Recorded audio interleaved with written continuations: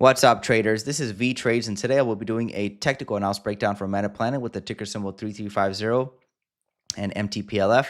I will first be going over what I see in the daily chart and finish the video off with the weekly chart. Here we have the daily chart for Metaplanet, and it's still in this correction lower.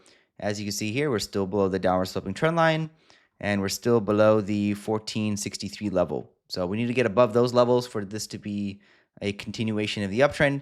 Yes, you could say this is bottomed and we are ready to move up higher, but it's more risky to just assume that instead of waiting for some sort of more confirmation of the trend continuing higher, especially because the measure move target has not been reached just yet.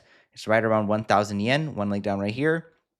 If this was a drop down historically, we can see another drop down in the future of similar magnitude, and that would take price right around to about 1,000 yen.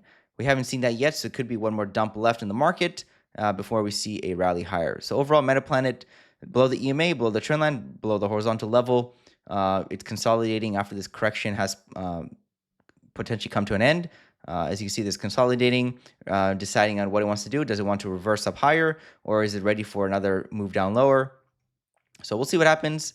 But that's what's going on the chart as of right now. That's what the market is telling me. It's telling me that the correction has potentially come to an end and is deciding if it wants to, continue rallying up higher or complete the measurement target and then eventually maybe continue down lower.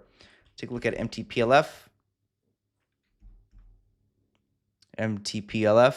Similar situation, same drawings, and this one is still trying to find some sort of support and rally or continue trending down lower. So right now at the lower $8 level, and just waiting to see what happens. Not seeing any strong buying or any inclination that the trend has reversed.